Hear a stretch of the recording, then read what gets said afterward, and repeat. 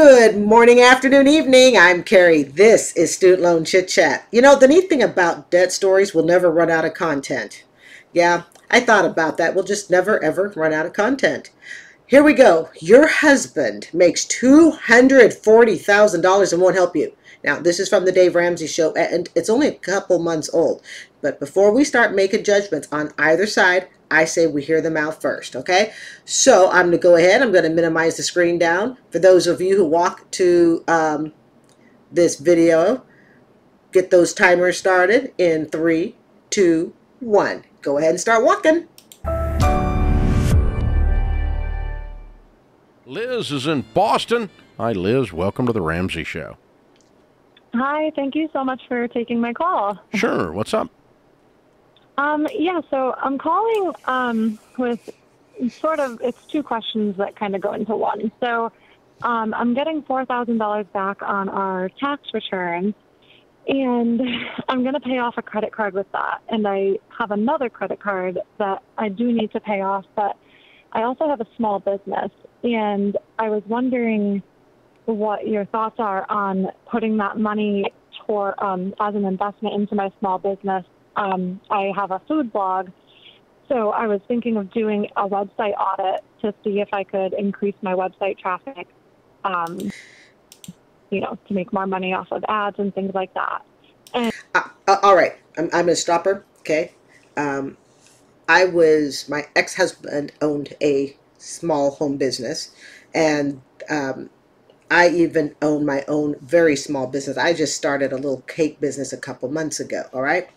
Here's the thing that I feel about dumping a whole bunch of money into a small business. First, in her case, she said she just paid off a credit card, which is wonderful, but she has another credit card, which means she's in debt. She also, I heard her say, this is our, I think she used the word our tax return. So it kind of, I'm already starting to tilt here on what I'm seeing here. Your husband makes $240 and won't help you. You know what I think the won't help you part is? I think it has something to do with the money she wants to dump into her small business. Okay, where to start? Okay, I believe that if there are obligations that are more important than your small business side gig, I believe those bigger obligations need to be met. In other words, if they have other debt, she says she has a credit card that's already, you know, got a balance on it. Why not use the $4,000 to pay that off? Having been married to somebody who was a business owner, and even owning my own little baby business, okay, I personally don't believe that a whole bunch of money should be dumped into a side business if it is not, if that business is not the core income value for the household. I don't think a whole bunch of money should be poured into it. I just don't. Kind of a been there, done that sort of thing. And the thing about a lot of home businesses, they can drain a whole lot of money out of you. They can drain a whole lot of financial resources out of you for a next to little to no return. This is my experience on it, all right? I'm not going to try to presume at this moment where this is going. Your husband makes $240 and won't help you, but I can already see, okay? I just think that if she's getting $4,000, and I know we've only heard 30 seconds of the video, but if she's getting $4,000, she's calling it our money, and she wants to put it all into this side business where when she still owes money on a credit card, I might have to disagree with her on that. I would not take those actions. Again, if this is a side business that isn't a big income revenue for the household. That's what I'm thinking now, and I'm thinking this is where it's headed. And to go along with that question, I am a stay-at-home mom, and I guess I'm just wondering if Is this a hobby that perhaps she's just bored on and she's just pouring money into it because there's something to do, whether the business makes money or not? Just a thought. Just a thought. I guess I'm just wondering if I'm doing the right thing being a stay-at-home mom. I left my job as a physical therapy assistant 3 years ago, and I have 2 children under the age of 2.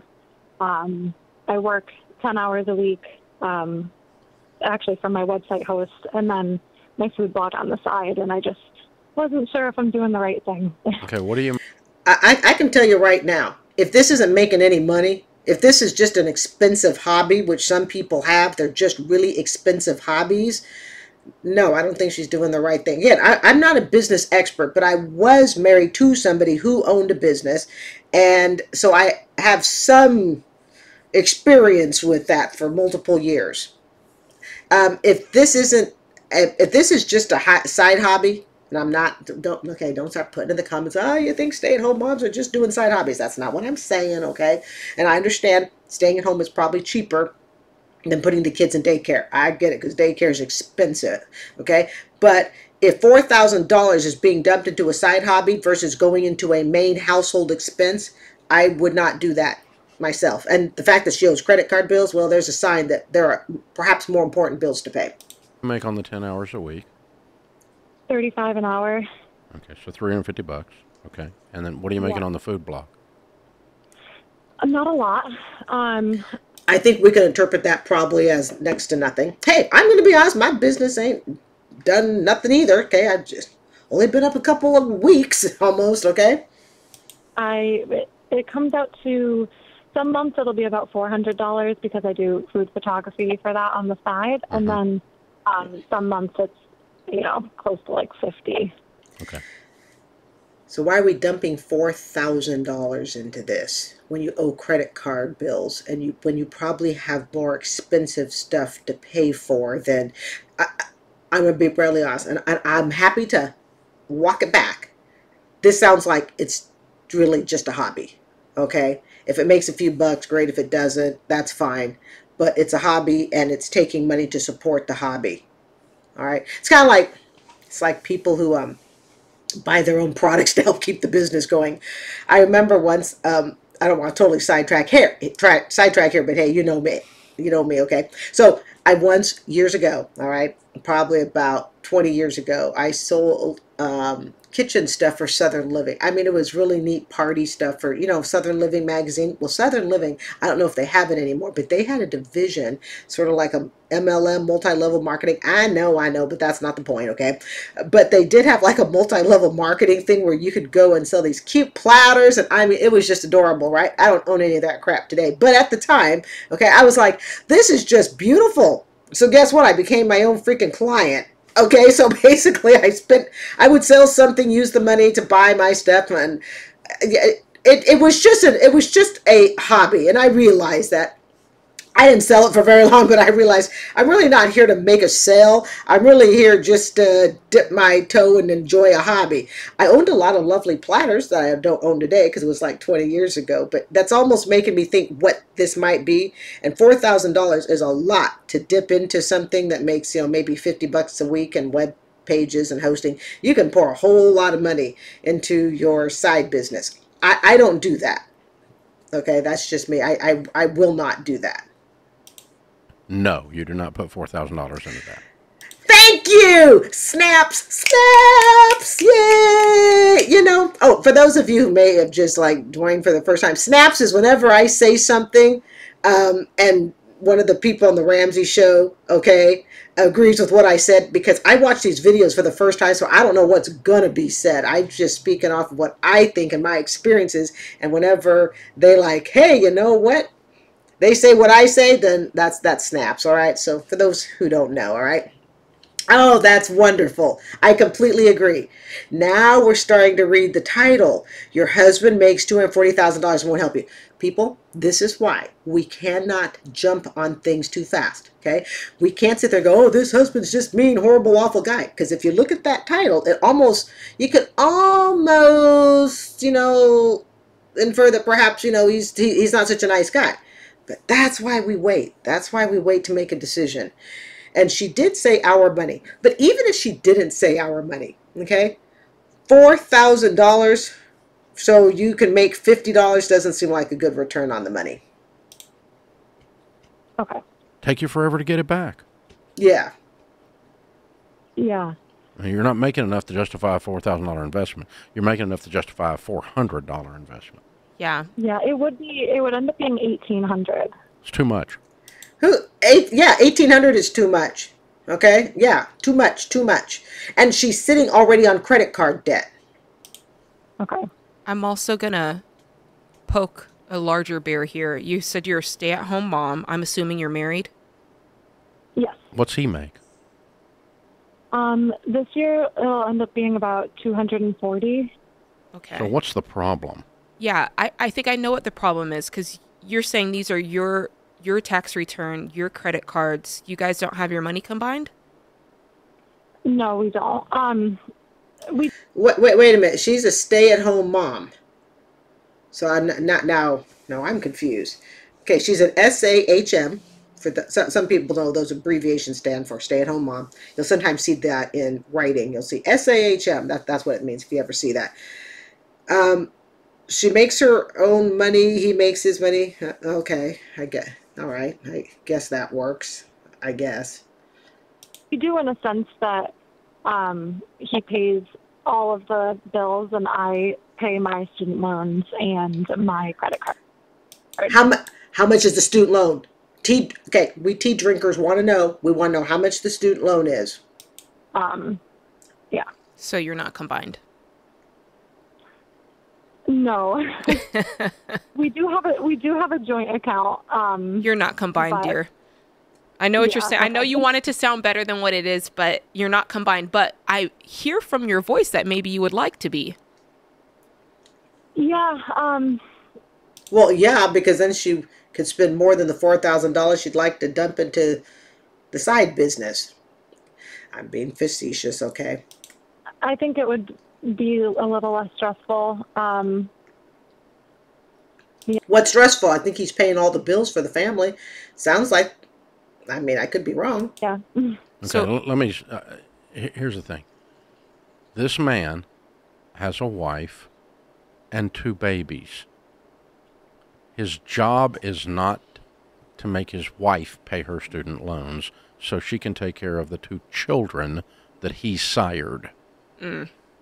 Okay, well, I missed something. Where did the student loans come into this? She said she has a student loan, but I missed something.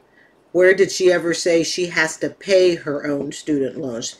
My late parents, they had their joint account, and then they each had his and hers account for fun money, strictly for fun money.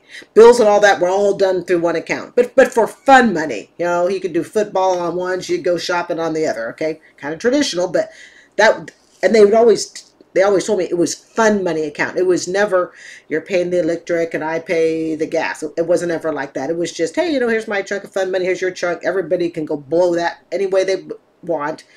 No one could complain. But all the day-to-day bills, everything was combined as one. That's bull crap. All right? So the 2 of you should put all of your money in a pile, and the 2 of you should take care of the 2 of you. Did I miss something? Did she ever say he makes me pay my student loan? I went from, she has this hobby. She'd like to pour $4,000 into a web page. I think so much of that stuff is a waste of money. Okay, I mean, I have a cheap web page because I'm not going to pay someone to web host and web design, all that. That's just silly for the amount of income that I'm putting into it. The amount of income I hope to generate from it. Trust me, no responsible and decent web designer would take it on. So I missed something. I hope to figure out and catch that up. For sickness, and in health, for richer, for poorer, and the old wedding vows back in the day, the old Book of Common Prayer wedding vows say, "Unto thee all my worldly goods I pledge." You're good enough to have babies with, but not good enough to have your student loans taken care of. Somebody, because I'm not going to play it back. Where did she ever say that he made her pay for her student loans? She said, I have student loans. That I got. Okay, I'm not playing this all back again. But where did she say he makes me pay for my student loans? Maybe I missed that. Bullcrap. Ooh, that's strong language for Ramsey. Yeah. You took him. If he gets sick, you're going to make him chicken soup. And you got student loans. So we have 2 children. We have student loans. We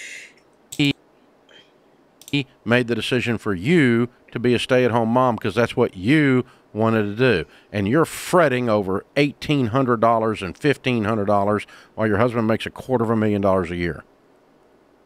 Bull crap. Have you brought this up to him before, that it would be a lot less stressful if you guys could just combine your money?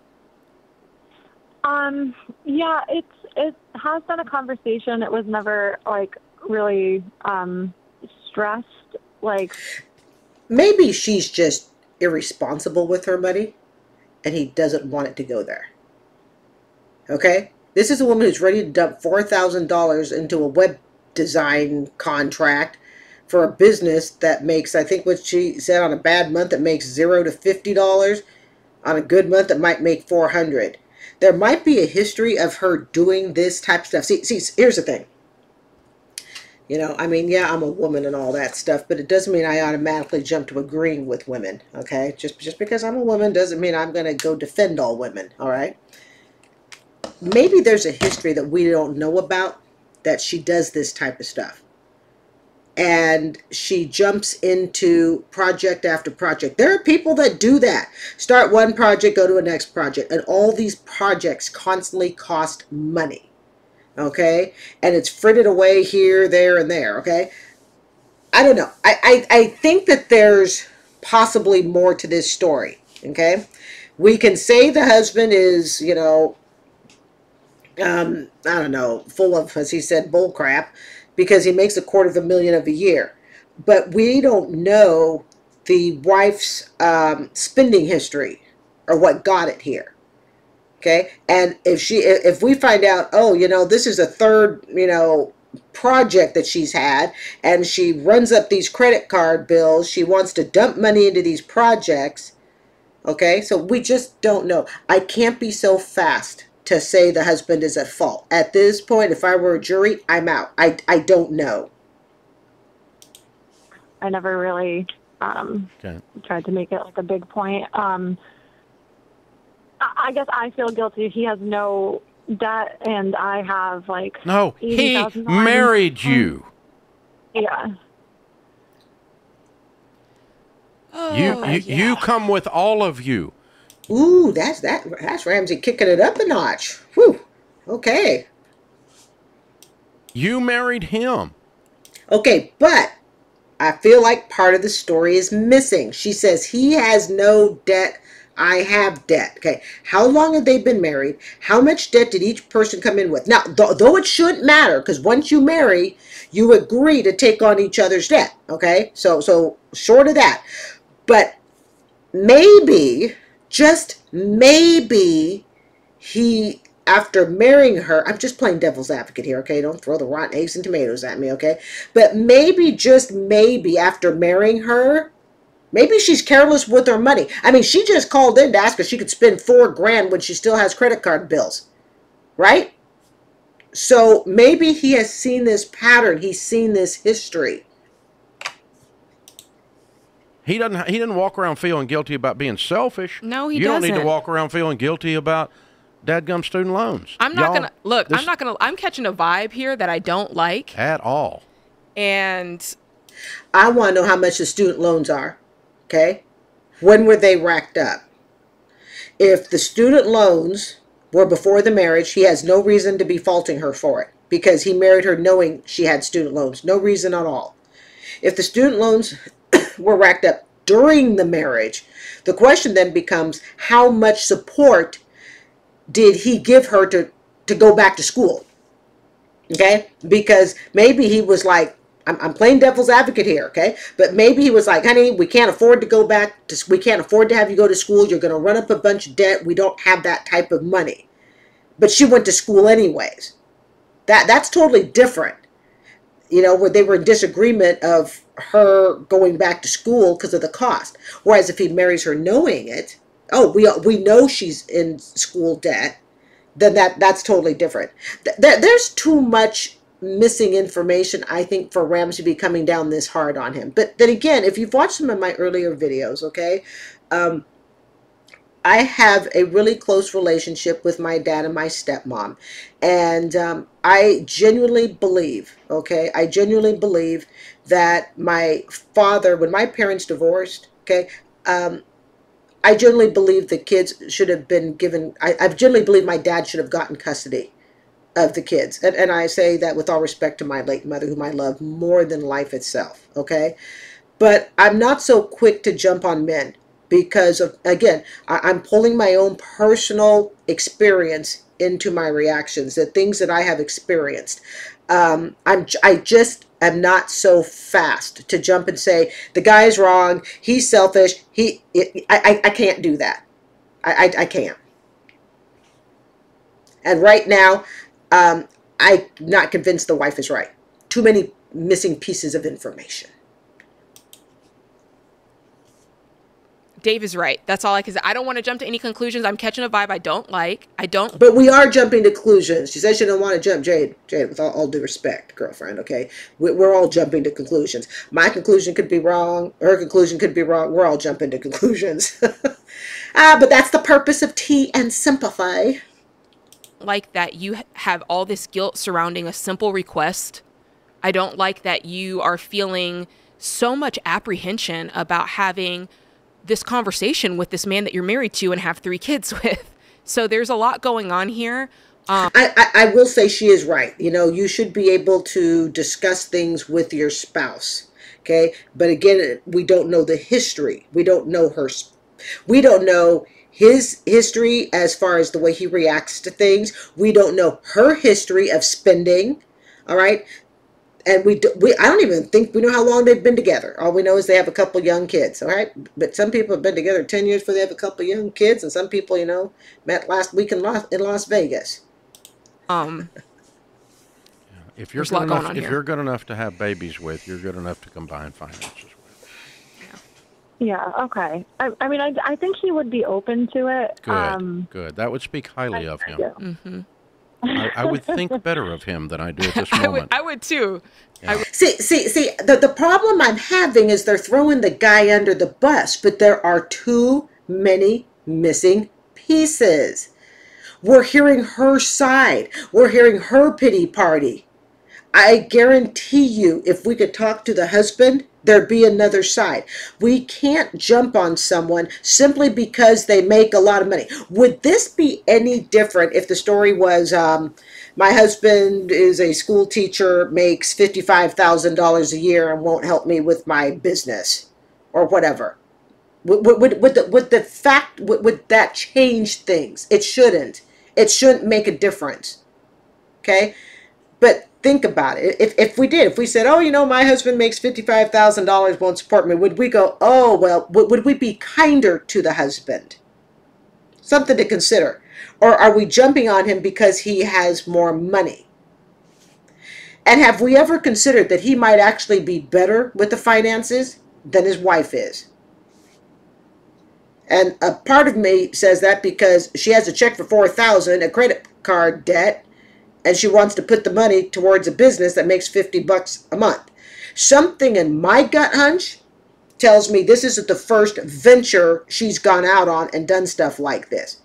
And when she says she has a student loan, did she graduate? What type of student loan did she get? If the student loan, like I said earlier, came after they got married, did he and she agree that this is a student loan that's going to contribute, or was it a liberal arts fine basket weaving degree? Too many factors for us to jump on the husband like this. I think you guys are just plowing along and hadn't stopped and looked at this maybe. So let's stop and look at it, because here's the thing. You're fretting over stuff that you guys ought to just write a check, pay these loans off. Okay. I'm guessing you got the money in the bank, and you ought to clear them up. It's not up to you to do it by yourself any more than it's up to you to feed the children by yourself, or it's up to you to do everything by yourself. It's not up to him to do everything by himself. Mm-hmm. Okay, so we are a team. That's what we said when we went to the altar. We are a team. Okay, but the way the wife is making it sound like, she's making it sound like she's this little misabused SAHM, stay-at-home mom. I'm sorry. My dad, okay, both my, late stepfather and my dad, but I'm talking about my current living father. He's an outstanding man. Outstanding. I'm proud to be his daughter.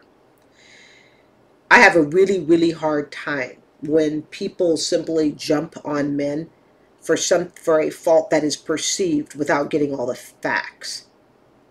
And I feel, and I really love Dave Ramsey and his crew. I absolutely admire them. Doesn't mean we always have to agree, but in this story and in this case, I vehemently disagree with it. There's too much jumping. There's too much hating the guy. There's too much, oh, well, we're going to support the little woman. Okay? No. I can't, there's just not enough for me to say that this wife isn't, playing it up for a pity party. Hey, it's just the way I feel. Just how I feel about it. We are a team. We are a team. We both have a vote, and we both bring strengths and we both bring weaknesses to the team. We are a team. We are a team. We are a team. And let me just tell you, the people that build the highest quality marriages with the highest probability of extreme prosperity, meaning building wealth and becoming baby steps millionaires, all the data points to they work together and they combine their finances. Mm-hmm. Well, I want to be independent. Well, you shouldn't have gotten married. Because when you get married, by definition, you are not independent anymore. You don't have to lose your personal identity. Right. And this is not some kind of 1950s thing I'm talking about here. Here's the thing. Without talking to the husband, we really don't know just how split their income is. Okay? We just don't know. There are women out there that will make it sound like their guy is the worst thing in the world. Like he's this money-grubbing, hoarding, won't pay for anything sort of man. But then when you go back into the character of the woman and you check her out, all of a sudden the story starts to change. But the problem is, I think there's a lot of jumping to conclusions on this one. Too many. I can't support the woman in this. Sorry, I can't. Here, I'm giving you fresh data from the marketplace that says, folks, you need to combine your finances if you're willing to combine your bed. It's not okay. All right. That's enough. That's enough of that episode. All right. If our life experiences is what shapes our point of view, which it certainly does, okay, in this particular episode, I completely disagreed that we can draw a conclusion that the husband is wrong. I can't conclude that the wife is right, and I cannot conclude that the husband is wrong. Therefore, I say we interview both parties, get the true facts behind all of it, and then we can make a judgment. Until then, as far as I'm concerned, the husband's a great guy, and so is his wife. I'm Carrie. This is Student Loan Chit-Chat. I want to thank you for joining me this evening. I do hope you will come back. Don't forget to subscribe and have a beautiful day, or morning, or night. Bye.